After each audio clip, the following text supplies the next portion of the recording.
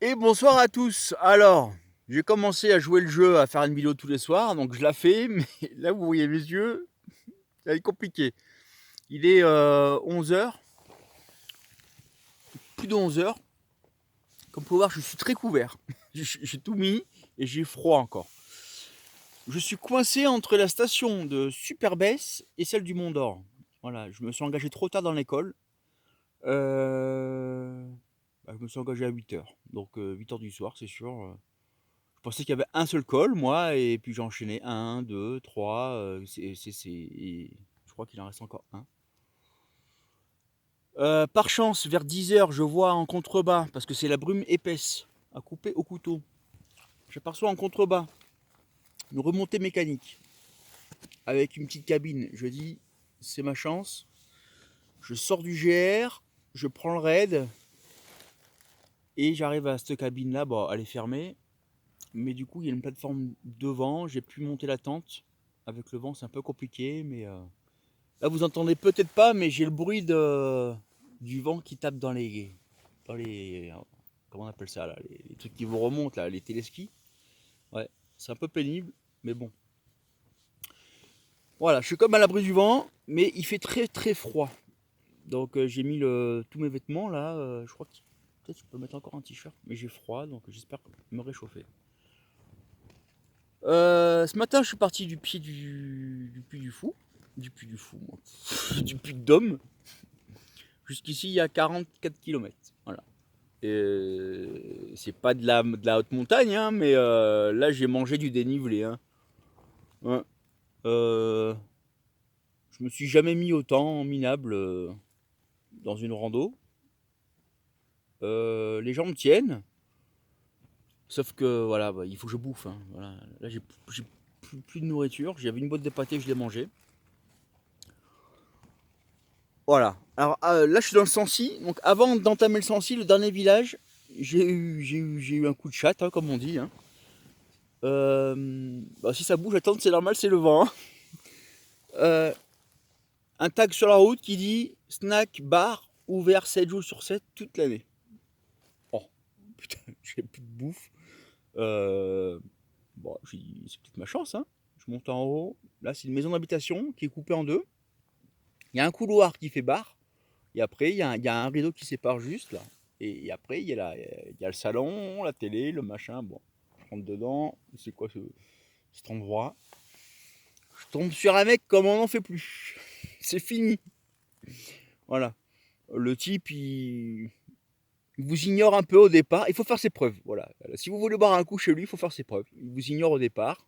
Il parle avec les autres. Là, il y avait deux mecs du village. Euh, Moi, ça m'a fait rigoler. Donc, du coup, après, il m'a eu à la bonne. Voilà.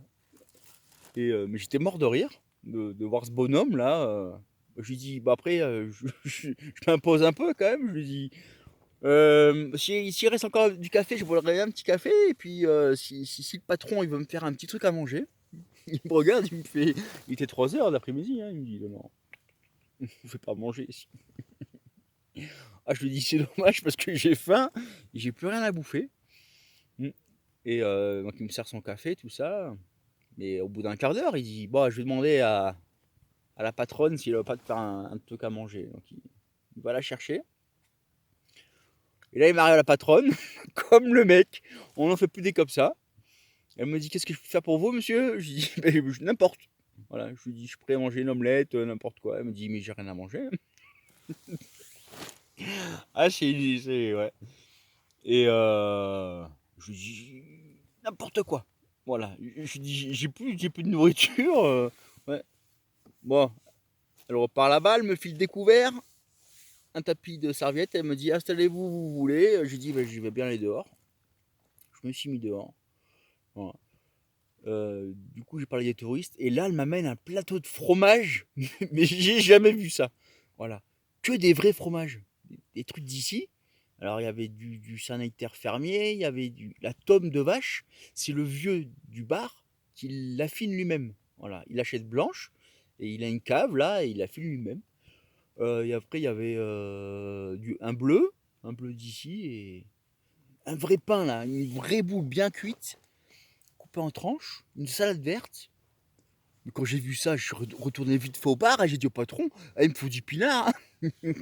Un ballon de rouge. Là, il me sort une de mes bouteilles. Il me dit, tiens, t'as ton ballon de rouge.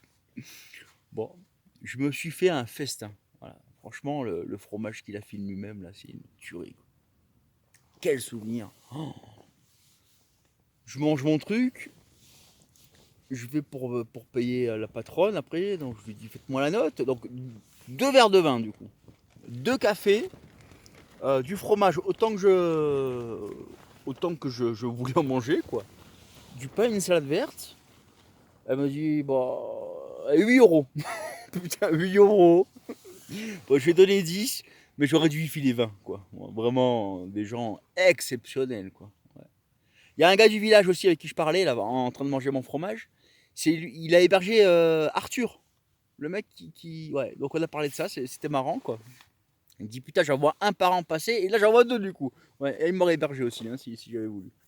Euh, ouais. Du coup, il a un nom de rencontre. Voilà, j'ai parlé avec beaucoup de gens. Grosse fatigue. J'ai plus de batterie, ça va couper. Attention, ça va couper. Au revoir.